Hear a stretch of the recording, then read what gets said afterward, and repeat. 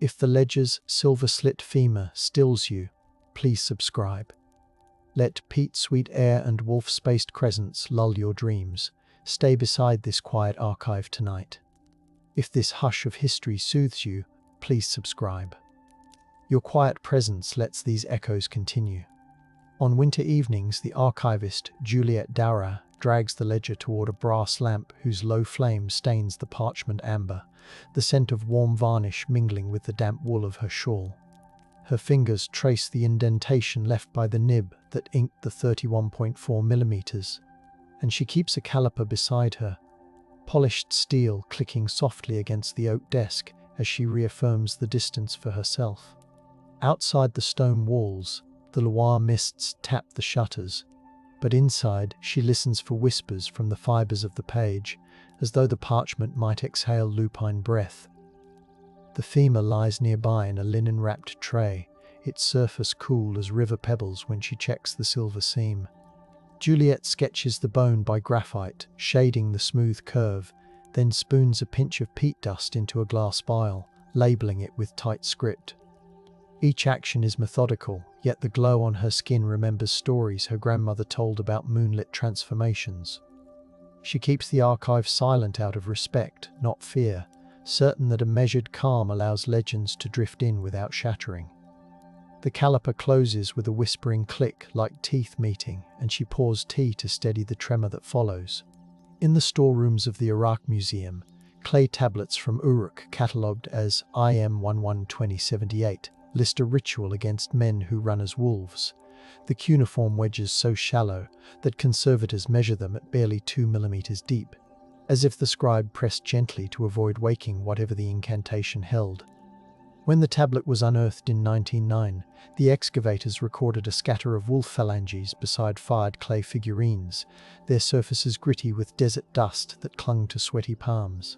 The text prescribes wolf fat mixed with cedar oil, and recited names of gods at moonrise, suggesting a moment when transformation was managed like irrigation schedules. The smell of cedar survived faintly, absorbed into the porous clay, mixing with the mineral tang of packed earth.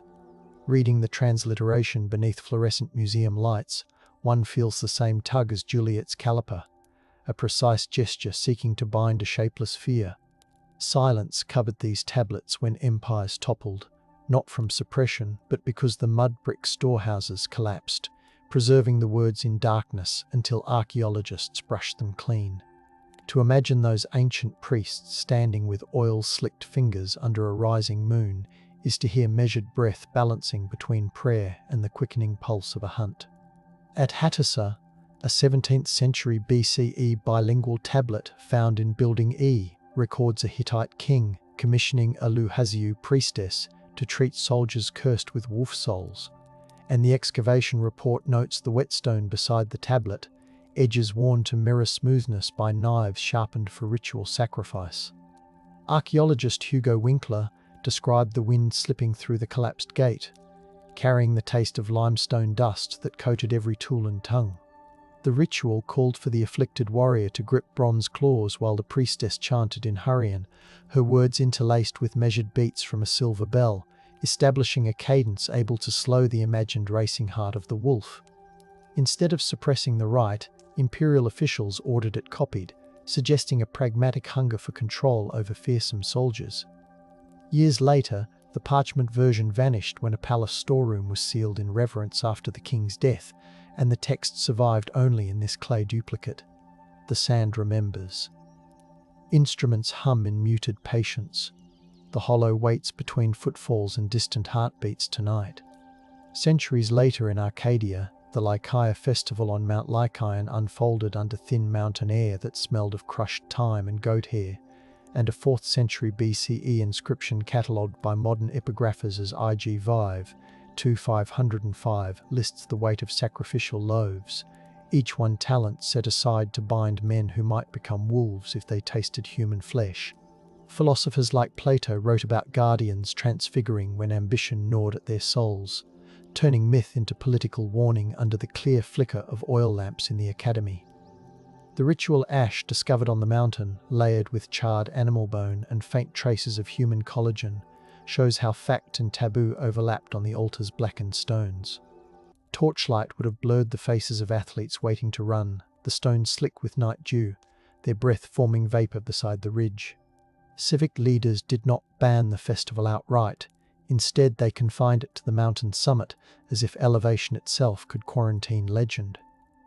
Modern archaeologists hauled sieves up the slope, fingers numbed by cold, rediscovering in each sifted grain the same unease that made ancient lawgivers assign weights, measurements, and boundaries to the wolf within civic life.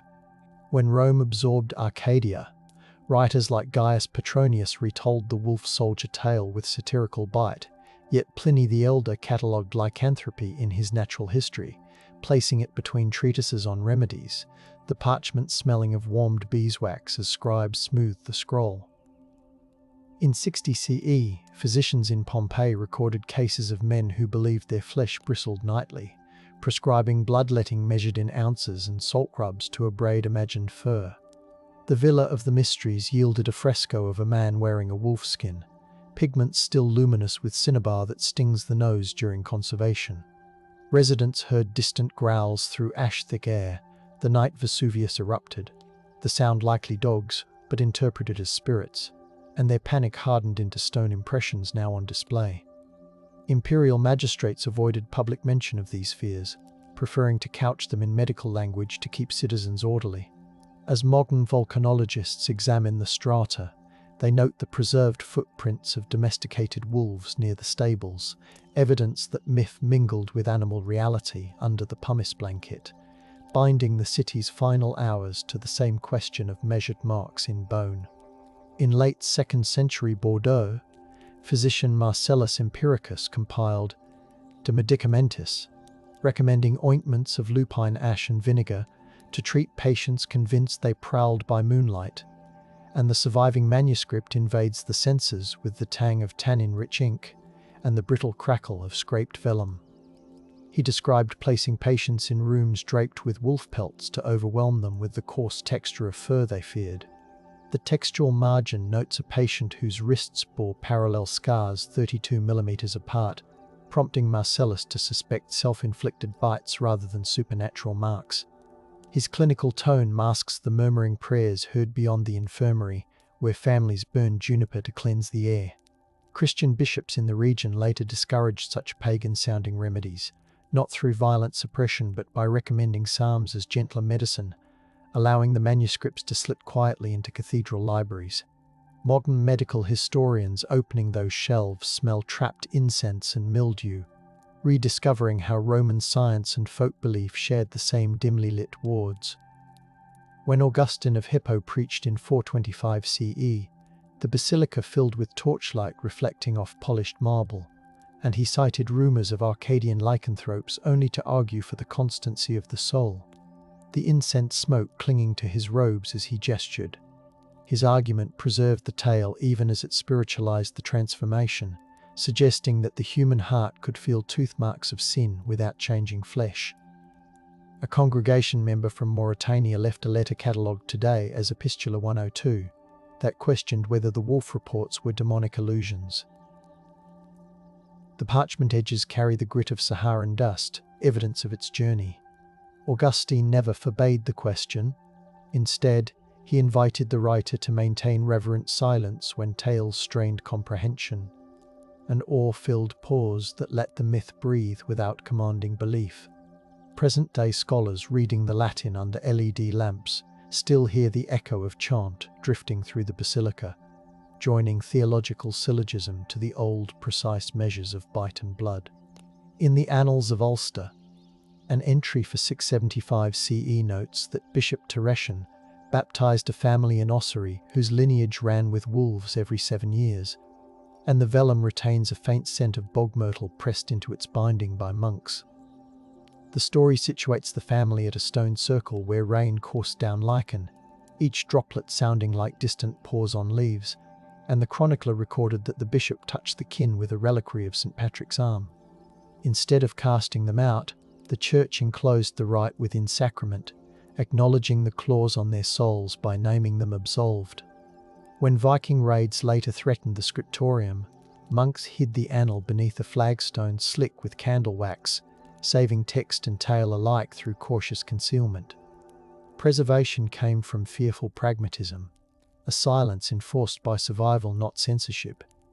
Mist curls around the record every time it is read aloud in the archive. The moss listens. The bell quiets. The moon waits with patient frost along the sill. Gerald of Wales wrote in 1185 of a priest meeting a talking wolf in Meath, the account preserved in Topographia Hibernica, whose calfskin pages smell faintly of the smoke from the Norman hearth, where it was read aloud to would-be conquerors. He described the wolf's fur as coarse as wet rushes and its breath warm as peat fire, and he claimed the animal peeled its skin back to reveal a devout woman beneath. Norman barons, hearing the tale beneath iron chandeliers, used it to portray Irish lands as enchanted, justifying invasion under the banner of civilizing. Yet Irish listeners nodded thoughtfully, treating the story as proof of ancestral pacts between humans and the wild. The English crown later discouraged repetition of Gerald's narrative, not by burning copies but by favouring other chronicles, letting this account gather dust in monastic chests. When 19th century antiquarian James O'Flaherty reopened the volume, motes danced in sunlight across the Latin lines, and he felt the same prickle Gerald once described, as if fur brushed against parchment once more. The Gulathing law, codified on birch bark around 1220 in western Norway, lists penalties for vaga, men who stalk neighbours under winter aurora, and the bark retains a resinous sweetness that clings to fingertips.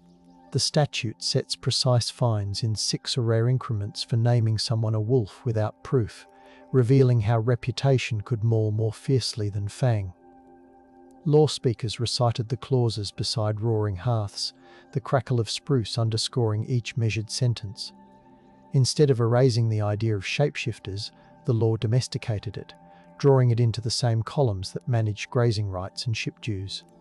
A later Christian scribe copied the text onto parchment, but a spill of lamp oil smeared the word "vag," leaving a shadow like a paw print.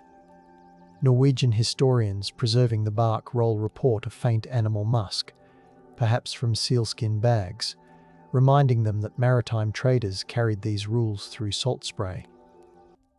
The statute's survival shows a society choosing regulation over denial, a calm voice counting the distance between fear and justice. In 1348, as plague rolled across the Holy Roman Empire, a cleric in Bamberg named Conrad von Megenberg wrote a bestiary describing werewolf, knights who prowled forests with eyes glowing like coals, the parchment illuminated with silver leaf that still glitters beneath modern fibre-optic lenses. He measured their stride as 8 shu in length, borrowing the same units used for cathedral nave plans, suggesting that monstrous gait and sacred architecture shared a vocabulary under candlelight. Conrad smelled smoke and vinegar as he drafted the manuscript, plague remedies bubbling nearby, and he framed werewolves as moral warnings for those who abandoned communal worship. City authorities stored the bestiary in a cedar chest to protect it from infection, yet that very seclusion muted the more nuanced observation that fear of isolation birthed wolf legends across Europe. When archivists reopened the chest centuries later, the trapped cedar aroma flooded the room, a rediscovered fragrance carrying the hush of mid-plague prayers. The measured stride he recorded now echoes against museum glass, each shu a footstep resisting oblivion. In 1521, near Poligny, the trial of Pierre Burgot and Michel Verdun unfolded in a courthouse smelling of damp limestone, with clerks documenting the accused confessing to donning wolfskins gifted by a shadowy knight. The proceedings list precise doses of salves, bay leaf, wolf fat, powdered glass, stirred counterclockwise by candles' sputter, aiming to replicate the sensation of fur sprouting beneath the skin. Torture marks measured in finger widths marred the defendant's wrists, the notes coldly recording distances as if cataloguing textiles. Bishop Pierre de la Baume sealed the transcripts afterward, claiming such horrors required containment to prevent imitation, a deliberate suppression that stored myth in silence. When the vault cracked 2 centuries later, Scholars tasting dust on the air wondered whether the monstrous confession reflected demonic pacts or the pressures of hunger during failed harvests. How can a measurement of wounds carry both courtroom cruelty and moonlit terror without tearing? The question lingers like iron on the tongue, unresolved even under modern scrutiny. Only decades later, the Dole tailor Gilles Garnier faced execution, and the official Procès contre le loup-garou details how villagers found child bones on a frost-hardened hillside, each tibia notched 31 to 32 millimeters apart, the same spacing Juliet traces with her caliper centuries after. Witnesses described the smell of roasted chestnuts mingling with the copper scent of blood in Garnier's hut, his wife stirring stew with trembling hands. The court physician sketched scratches across his shoulders, the quill squeaking as the candle guttered, and he noted a sliver of silver embedded in bone where villagers struck him with blessed shot. Authorities hushed the case once sentence fell, not from mercy, but to prevent panic in markets already thin with winter stores. The silence grew heavy, like snow-laden branches pressing downward, until 19th century historians reopened the dossier and the paper exhaled cold air. Ember light flickers. Snow breathes beyond shutters. The measured howl circles and returns, unspent, tracing frost along forgotten doorways. In 1692, the Livonian peasant Theus of Kaltenbrunn stood before a Swedish court in Jurmala, the chamber perfumed with pine resin torches and damp wool cloaks, declaring he was a werewolf who fought witches in hell to protect crops. Court records note his staff carved with wolf heads and coated in soot, a tactile relic he thumped against oak planks as testimony. Rather than confessing diabolical pact, he insisted the good werewolves raced with iron chains rattling like winter sleigh bells to reclaim grain stolen by sorcerers. Judges, bewildered, transcribed every detail, the ink smudging where their palms sweated. They eventually dismissed him with a mild flogging, not wanting to publicize a theology that inverted their authority. Rural neighbors kept the tale alive in hushed admiration, hearing Theseus' staff strike the earth whenever thunder rolled. Folklorists rediscovered the transcript in the 19th century, the paper smelling of sea salt from decades stored near the Baltic, and they heard in his words a community's desperate hope to guard harvests measured by handfuls of rye. In 1609, the Basque town of Zugarramurdi endured inquisitorial trials where shepherds confessed, under threat and the sting of hemp ropes, that nocturnal Sabbaths turned them into wolves sprinting through damp cave passages. The cavern today exudes a chill that makes breath plume, and moss slicks the stone so boots squeal softly. Inquisitor Pierre de Lancret catalogued the confessions, aligning the phases of the moon with cattle mutilations, his quill tapping the wooden desk in the candlelit tribunal. He ordered the records sealed to stop what he termed contagion of rumour, suppression born of institutional terror. Villagers afterward whispered prayers at the cave mouth, the scent of thyme smoke mixing with ocean spray from the Bay of Biscay. When local historian Serapio Mujica pried open those files in 1881, he noted each margin cross drawn by frightened clerks, rediscovering how persecution etched wolfish identities onto vulnerable bodies. The cave's dripping echo keeps counting the lost, drop by measured drop. By 1764, the Gévaudan countryside trembled as a creature slew over 100 villagers, and hunters mapped each attack with compass and charcoal, triangulating clearings where morning fog tasted metallic. Survivors spoke of bristled fur darker than wolf pelt, of jaws clamping with 34mm spacing, a detail royal envoys inscribed in ledgers beside the smell of tallow from their candles.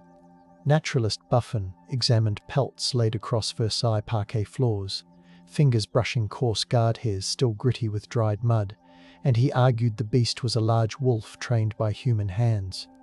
Court gossip suppressed that theory to avoid scandal, preferring a narrative of heroic huntsmen, yet the measured bite marks returned whenever another corpse cooled on dew-damp grass. Local women embroidered protective symbols inside their shawls, threads scented with lavender crush during anxious evenings.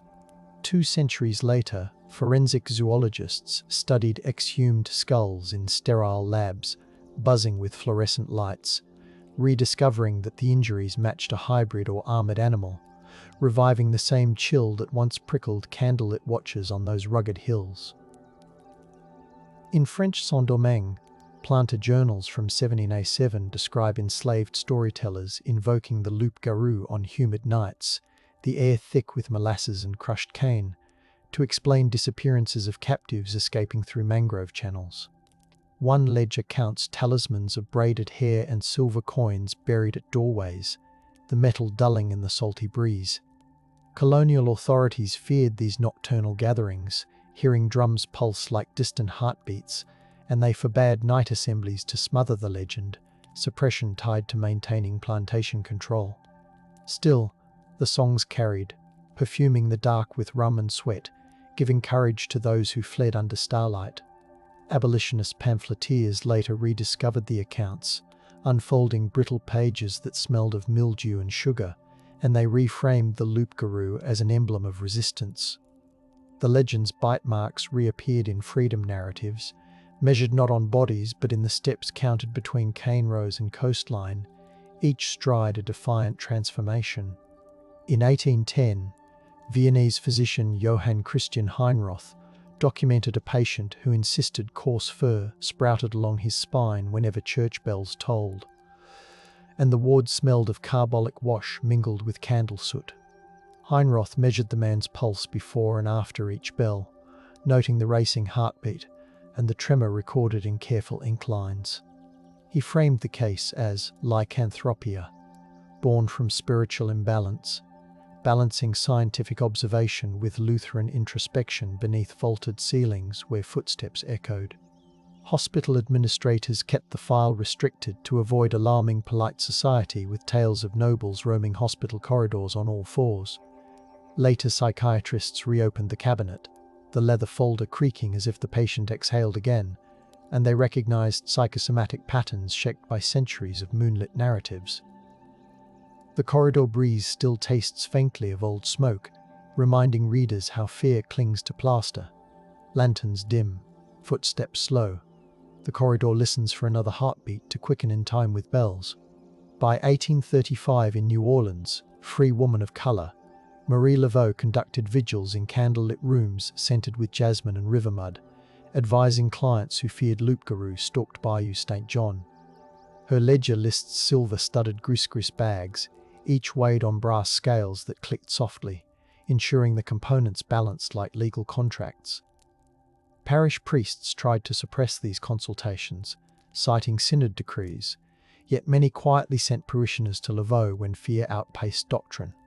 The humidity clung to bare arms as drums beat softly in adjacent courtyards, and the flicker of candles cast wolfish shadows along plaster walls. Oral histories recorded by Works Progress Administration.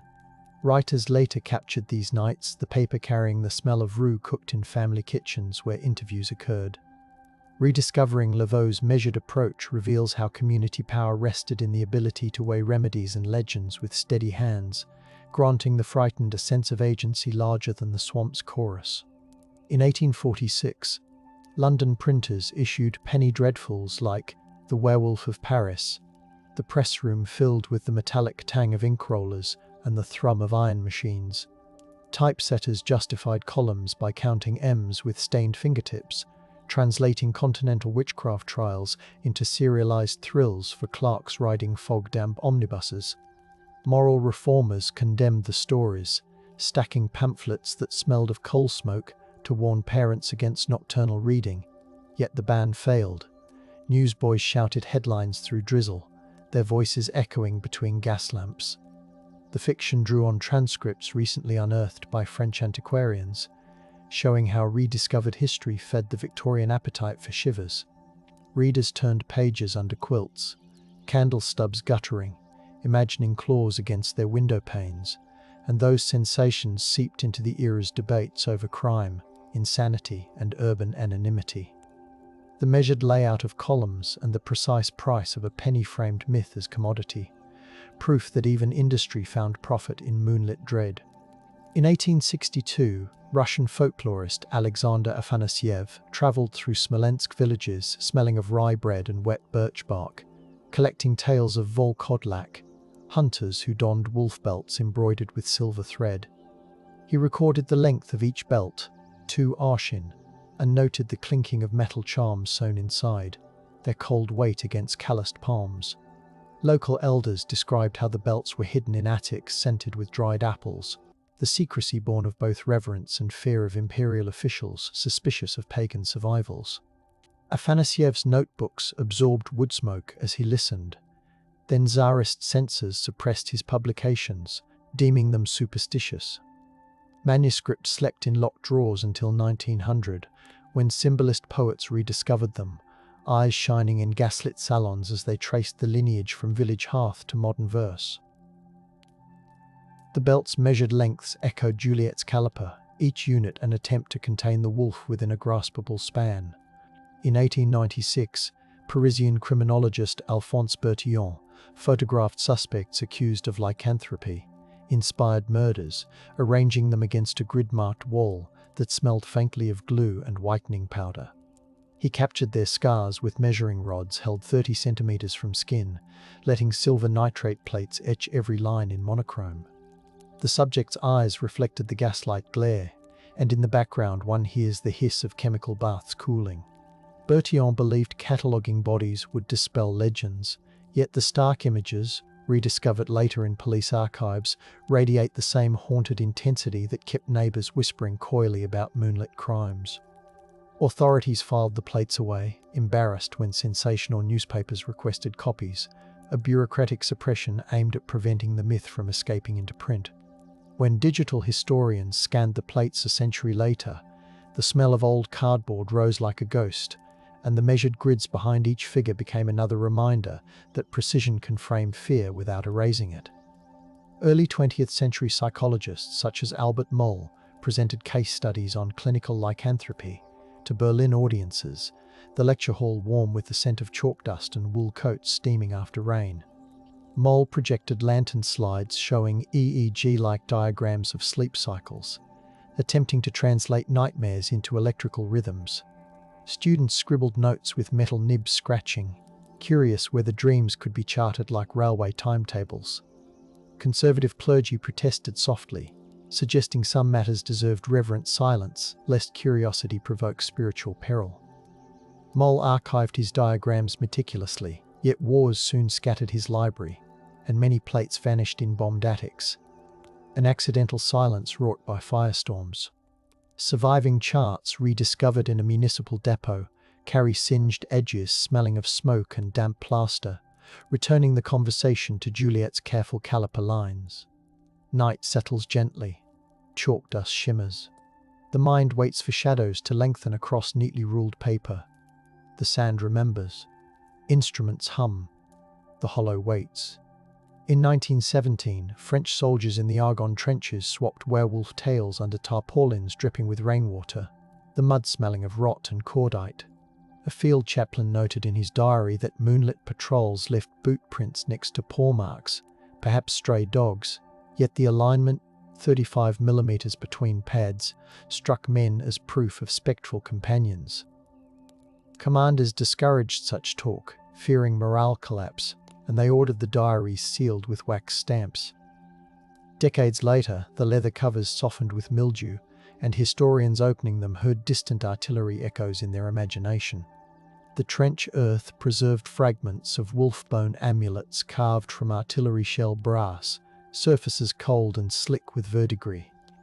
Rediscovery came through chance when a crate broke in a museum basement, spilling the artifacts into fluorescent glare, reviving questions about how fear and courage commingled in mud. The bite spacing matched Juliet's measurement again, a persistent rhythm beating beneath rifles' rumble. Hollywood soundstages in 1935 brewed new myths, as actors laced rubber wolf masks under hot art lamps that smelled of ozone, filming Werewolf of London. Makeup artist Jack Pierce brushed yak hair onto latex, counting strands to keep symmetry, so that transformation sequences aligned frame by frame. Cameramen timed dissolves with metronomic clicks, turning ancient legends into light projected across velvet theatre curtains. Studio executives trimmed scenes to appease censors who feared panic, suppression motivated by box office prudence rather than theology. Audiences sitting in plush seats heard the projectors whir like a soft growl behind them, and many left theatres tasting popcorn salt mingled with the metallic tang of imagined blood. Film reels stored in tin canisters gathered dust until revival houses rediscovered them, their celluloid smelling of vinegar as decay set in. Restoration technicians spliced frames under cool LED lamps, reawakening the measured dissolve that mimicked the spacing of tooth to throat. During the final months of 1945, Nazi propaganda invoked werewolf guerrillas, broadcasting messages from bunkers reeking of diesel and damp concrete. Leaflets measured instructions for sabotage in minutes and grams of explosives, trying to render terror efficient. Allied intelligence intercepted the transmissions, the static crackling like distant claws across the wireless, and they overprinted the seized leaflets with warnings in bold ink scented of printer solvents. The regime's collapse turned the term into a hushed embarrassment. Former operatives buried armbands in forests, pine needles brushing their cheeks as graves closed. Post-war historians reopened the files, finding underexposed photographs of teenagers in wolf insignia, eyes reflecting flashbulb glare with haunted resolve. The myth was suppressed afterward out of shame, yet its rediscovery shows how statecraft can twist old moonlit tales into measured codes of resistance. The odour of bunker dust lingers on the documents, a stale reminder that fear once moved to the rhythm of radio pulses. In 1951, Canadian psychiatrist Rudolf Langen measured brainwave patterns of a woman convinced she howled involuntarily, using an EEG machine that crackled softly in a room perfumed with antiseptic and wintergreen. He charted peaks at 12 Hz during full moon nights, though the hospital blinds filtered the silver light into pale bars across her blanket. Nurses noted the texture of her skin, gooseflesh rising as she described tasting iron during dreams. The case file, typed on onion skin paper, concluded with a recommendation for art therapy using charcoal to redraw the wolf, a rediscovery of personal narrative as healing tool. Administrators kept the study internal to avoid sensational headlines, a cautious silence born from professional ethics. When his daughter donated the papers to a university, archivists gently unfolded the crisp pages, the carbon copy smudges marking fingertips. The EEG's measured spikes mirror Juliet's caliper in intent, to translate howl into numbers without banishing the echo. The 1967 International Folklore Congress in Bucharest convened under chandeliers smelling faintly of polished brass, scholars debating werewolf motifs while translators whispered through headsets. Romanian ethnographer Sabina Ispas projected slides of Transylvanian shepherd dancers, their leather boots clapping against wooden floors in precise rhythms meant to appease winter spirits. Soviet delegates urged materialist readings, attempting to cage the myth inside economic analysis. Yet local villagers who hosted field trips shared plum brandy and stories of wolves guiding lost children through snow.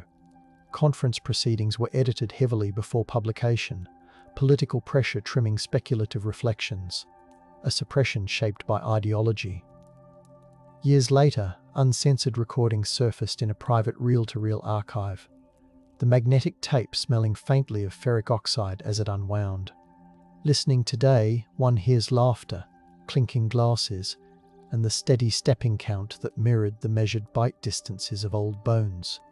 Mist drifts. Accordions sigh in the cool hall. Notebooks remain open to blank, expectant pages awaiting moonlit notes. In 1978, Spanish dermatologist Antonio Raya studied a family with congenital hypertrichosis on Lanzarote, the clinic smelling of iodine and volcanic dust carried by trade winds. He photographed their faces under softbox lights, counting follicles per square centimetre, seeking to separate genetic condition from the island's whispered tales of hombres lobo.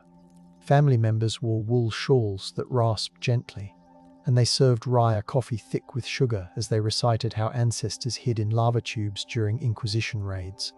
The doctor published cautiously, aware that tabloids might sensationalize the condition, so he emphasized the dignity of the family and the warmth of their skin under his gloved hands. Decades later, their descendants shared the photos with cultural historians, the glossy prints smelling of stored albums, to remind viewers that human complexity resists easy categorization. The measured follicle counts join bite distances and legal fines as another metric grappling with transformation's enduring allure. In 1993, forensic odontologist Caroline Wilkinson re-examined skulls from Louvier's ossuary, aligning bite marks with articulated wolf jaws using silicone casts that released a sharp chemical scent. She worked beneath halogen lamps, latex gloves snapping softly as she adjusted the mold to 31.4 millimeters, matching Juliet's cherished measurement. Her computer models layered translucent blues over bone, revealing which wounds came from tools rather than teeth, a rediscovery that untangled myth from murder. The ossuary air tasted of chalk, and the silence was reverential, maintained so whispers would not disturb the curved rows of skulls. Municipal officials hesitated to publicize her findings, worried that tourism built on legends might falter, an economic suppression of clarity.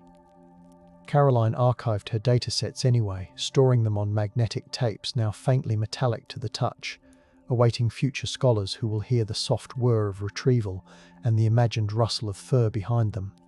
Tonight, Juliet stands alone in the archive, silver caliper cooled by the breath of winter that slips through the shutters, and she closes it gently over the phantom spacing that has threaded centuries together. The peat-sweet scent of the femur rises as she unwraps the linen, while distant cathedral bells murmur through stone, their resonance mingling with the imagined pad of paws on damp earth. On her desk rest copies of tablets, laws, trials, films, and scans, each one a measured attempt to illuminate the shadow cast by a bite whose diameter refuses to settle into mere data. She logs her observations in ink, the color of twilight, then holds her hand above the page, sensing the warmth of stories that once lay hidden out of awe, suppression, accident, reverence, or simple care. The ledger closes with a sigh like fur against wood, leaving the room scented with tea and old paper. Outside, the river carries moonlight across its ripples, and somewhere between the water's hush and the caliper's whisper, the possibility of transformation lingers, neither proven nor dismissed, gently awake in the dark. Before she dims the lamp, a soft knock trembles through the archive door, and Juliet finds a padded envelope chilled by January air. Inside, wrapped in waxed linen scented faintly of pine resin, rests a sliver of reindeer antler etched with compact runes. The accompanying note, penned in lilac ink by Professor Inga Håkansson of Uppsala, explains that the fragment was lifted last autumn from a Sami Joik site near Lake Tornatresk. Meltwater had exposed a hearth rimmed with stones blackened by seal oil, and nestled among them lay the antler, marked with a spiral of strokes that translate to Ulfheathen's oath.